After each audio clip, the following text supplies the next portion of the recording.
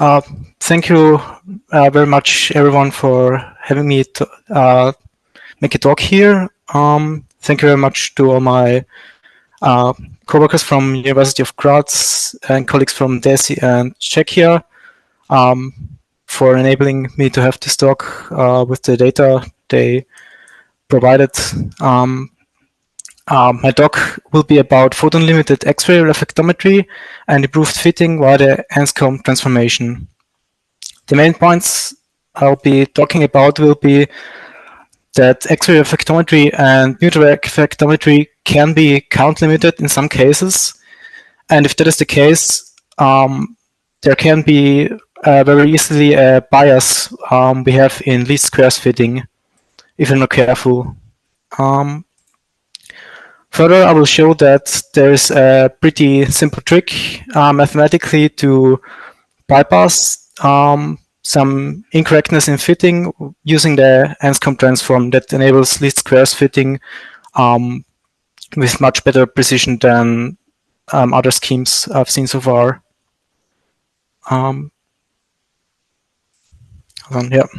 So why should we care about photon-limited experiments? Photon-limited, or in general count-limited, would be any scan where you have data points with counts that are below 10. This could happen pretty easily if we do some analysis of time-dependent processes where we can suppress the background sufficiently so the main scan can have data points that are below this value, which is usually regarded as the Poisson regime, because there are some assumptions which we use when we use a Gaussian approximation of the Poisson distribution of counts, which we have during the detection process. This doesn't hold true anymore. Hold on, what? Okay, sorry. So when can this be the case? We know that the reflectivity usually decays with q to the power of -4 or even quicker, depending on the roughness of the substrate we have. And this can very quickly be a problem at high q values when we do fast scans. There is a special method. Okay, thank you. There's a special method we used during with FastXR at the BMAN B08 at DESI, where this was a particular problem where we used monochromatic and parallel X-ray beams to rapidly scan a flat sample, which was rapidly oscillating to change the incident angle. And the method was first published by Milena Lippmann from the group of Oliver Seeg at DESI, where they managed to get full reflectivity curves within a quarter of a second. And this method was further refined by David Maracek from the group of Stefan Kovarik, where they managed to get this down to 1.4 milliseconds, sorry. And now we've improved this even further to get a scan with over 700 data points within 213 microseconds in real time. Stefan was showing this, I believe, last year at the meeting, the method. But here we can see the data samples. Can you see my mouse cursor? I hope you can. So generally, how would we do a basic data reduction? Usually we would sum our counts in a region of interest, in this case, a pixel row at the same Q set point. Then we'd usually subtract diffuse scattering background, and we then would multiply this value by some scaling factors. This includes correction factors like footprint, beam intensity, attenuation, and collection times. And usually we also use a normalization factor. So we normalize our counts to be 1 at the total reflection edge. So we have a normalized reflectivity curve, as we can see here in the last plot. Further, we usually, when we try to match the Poisson distribution better, we use an estimated Poisson variance, which we usually estimate from the raw data count. As far as that, we just say, okay, the variance from the Poisson equals the raw data count. And this all goes into the uncertainty of the reflectivity. And usually a full data set will be Q, the normalized reflectivity, and the normalized uncertainty of the reflectivity, as well as a Q resolution. So when you do least squares fitting, then what we basically do is minimize the weight of a sum of the squared residuals. And this quantity we minimize usually is called chi-squared. As you can see here, with this formula, there's the residual that's squared in the above the and in not in the, sorry there's the residual, and it's divided by an estimated variance, which is used kind of as a weighting factor in fitting. It's very important that this assumes a normal distribution of the account statistics, and we use a fixed uncertainty of the reflectivity from which is estimated from the data usually. And we can show with our very noisy scans, which we obtained with our method, that the fitting result we get with refnx with a normal least squares fitting here. With the blue curve, we can see when we do log 10 transformation and weighted fitting with the variance, we can see that the curve fits pretty well at low Qs, but at high Qs we can see that our minima are not fitted very well. The same if we use the untransformed counts, so that we minimize the chi-squared as we see in the formula. Then we see that the minima are fit much better, but somehow the maxima are underestimated. So why exactly is this? There's an effect I will call weighting bias that can happen with when we do least squares fitting, when we use an estimated variance for the Poisson distribution. This can cause a bias. Usually when we fit the untransformed normalized data with estimated variance from the Poisson statistics, we can see that our weighting factor is proportional to 1 over the absolute counts at the specific points. This means that lower counts are in fact valued more for fitting than higher counts at the same point. And you can see that here with the absolute bias that's plotted here, that we'll usually call negative bias of -1 here, as the solid green line we can see here. Further, if we do the same with the log 10 transformed data, there's a second effect we have. That's because the logarithmic transformation is a nonlinear transformation. We then get a transformation bias due to this transformation, and also because we unfortunately have to get rid of the zeros in the data. This causes the bias to be 1 at very high counts, at very low counts, but then quickly go to about -0.5 at the higher counts. But now if we do weighted fitting, we can see that our weighting factor is proportional to the absolute value of the raw counts, and this in fact changes the sign of the bias, and we suddenly have a bias of 0.5 at with lower expectation value, with higher expectation values for the Poisson distribution. This means that during logarithmic fitting, we can have the effect that our fitting is too high, and thus we don't match the minima very well, as we saw that there.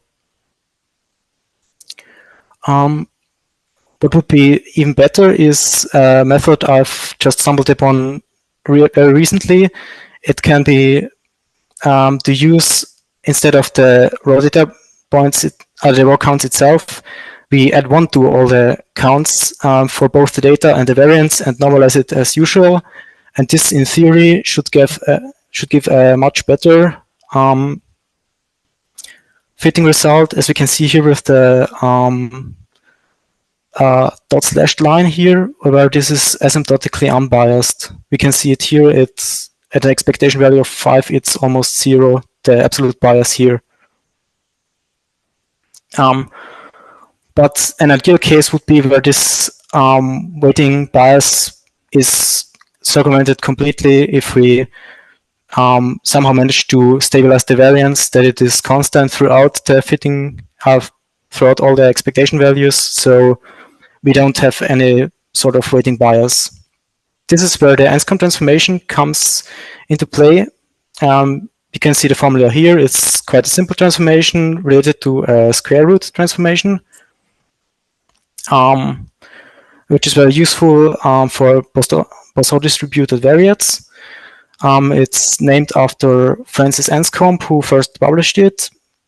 And Francis Anscombe is one of the more well-known statisticians of the 20th century. And this was published in 1948. We can see here in the image that this transformation does a good job at normalizing our Poisson distribution. We can see here the Poisson distribution for an expectation value of 5. In the left small image, you can see that we can decently approximate the Poisson distribution by a Gaussian, but not really that accurately, because we can see it's quite positively skewed. However, when we do the Anscombe transformation, we can see that it's much more symmetric and fits much better to the Gaussian. Some other uses of this transformation involve image denoising, where this can be used to normalize a very Poisson noisy image with some state-of-the-art Gaussian image denoiser, which are usually much more advanced than Poisson-specific image denoisers.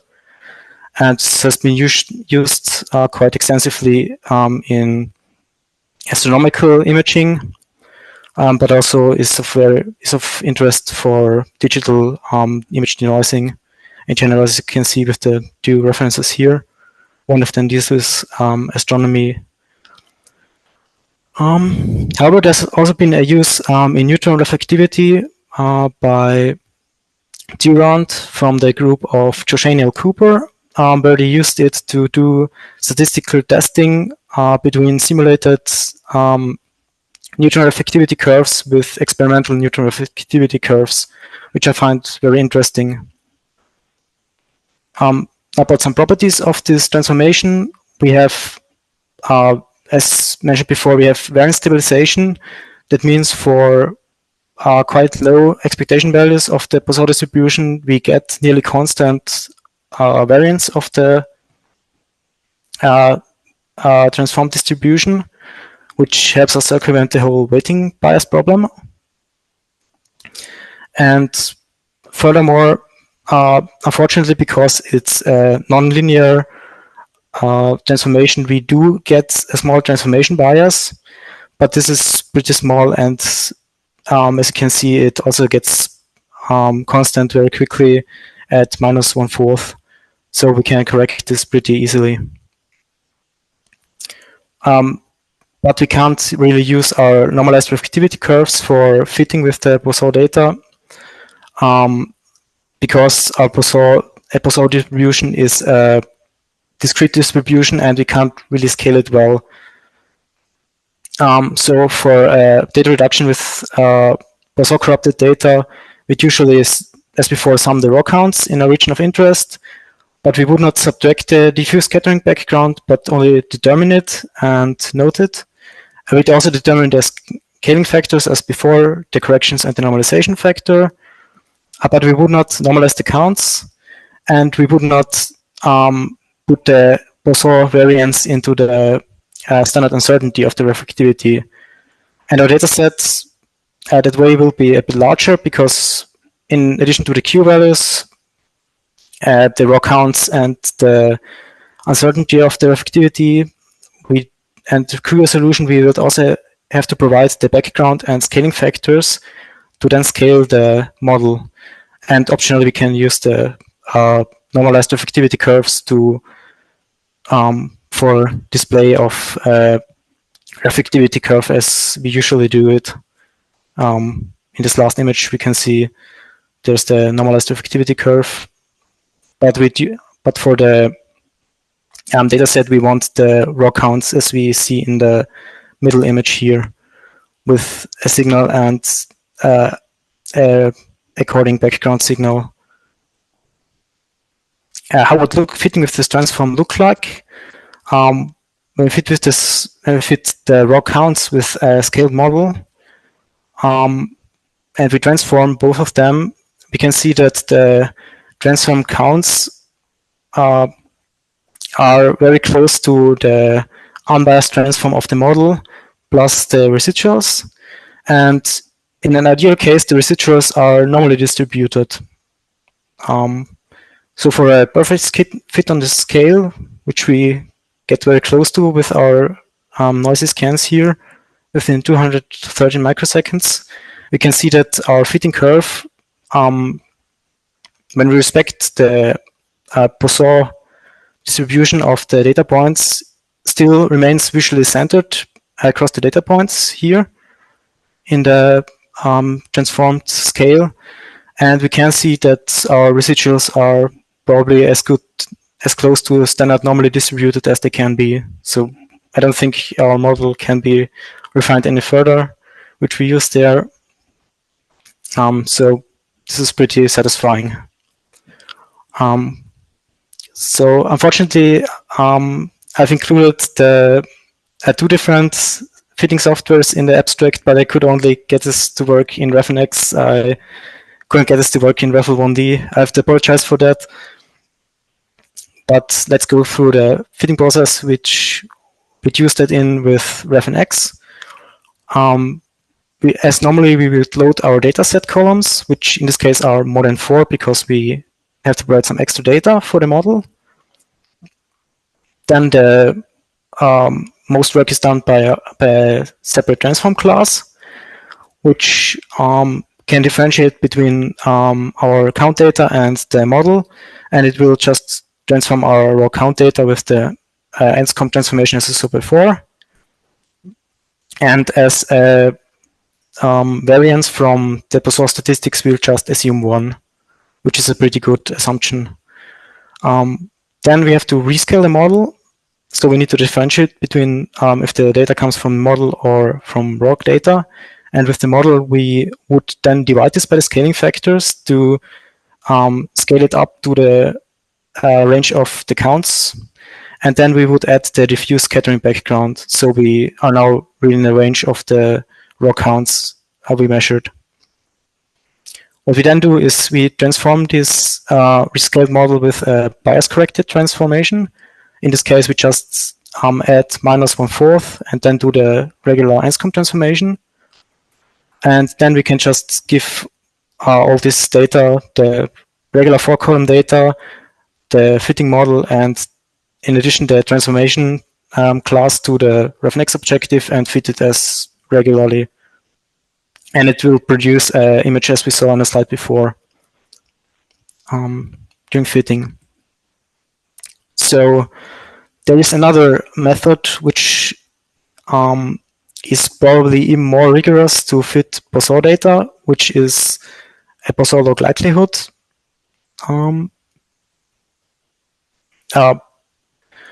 Which I've also done during my work. But let's summarize what goes wrong with the least squares fitting. So then regular least squares fitting with normalized scans, we saw that we do not fit the oscillations very well because our untransformed weighted fitting fails for our maxima, and the log transformed fitting fails for the minima pretty much. However, if we compare the Anscombe transformed least squares fitting and the Poisson log likelihood fitting, we can see that this yields near identical results. So the red fitting curve we see here and the yellow fitting curve are the Anscombe least squares fitting result and the Poisson log likelihood fitting results, and these curves are practically identical and fit very much better to the fit of a conventional data. Here's the log likelihood for the Poisson-distributed data. I've taken this from the publication of Jakob Lass from the group of Kim Lefman from the University of Copenhagen. It's a very good paper. That one that also discusses the weighting bias we see with Gaussian statistics for low count data. So to come to an end of this talk, why do I think this transformation and dealing with the low count data could be valuable for the ORSO committee here? I think it's pretty reasonable to assume that X-ray reflectivity and neutral reflectivity can be count limited at high Q, especially if we have a limit for the exposure time. If we want to measure and characterize fast processes, this can happen pretty quickly. However, we can see that Poisson, that the Gaussian approximation for our count data can actually fail in these cases where we have low counts, and this can lead to errors. And furthermore, we can't really scale our Poisson data because it follows a discrete distribution that cannot be readily scaled. So our normalized reflectivity curves and standard uncertainty of the reflectivity could be insufficient to really describe the distribution of our data. So we need a method to fit our raw counts, which can be the Poisson log likelihood or the Anscombe transformed least squares fitting. However, for this, we need to provide some extra data to scale our model to the expected counts we will get to we will see in the scan. So for that, I want to discuss how could this be included into the ORSO file format standard. So we have a standardized method to provide this extra data. However, the Anscombe transformation also is a bit of a difficult topic because we need to have two different transformations for the data and the model, because the model transformation needs to account for a transformation bias. This can be a bit challenging with the current fitting software we have right now. So this would be something that could be expanded. And if we have very low count data, I think I showed pretty clearly that we should use either a variance stabilization transform to do least squares fitting, or do the Poisson log likelihood fitting to get more accurate results and more accurate fits. However, I want to point out that a transformation like the Anscombe transformation can be more flexible because we still have a variance of the Poisson counts, and it could be potentially faster because it's just a regular least square fitting instead of a log likelihood maximization. With this, I think I'm done with my talk. I'd be open for some question of you now. Are there any questions?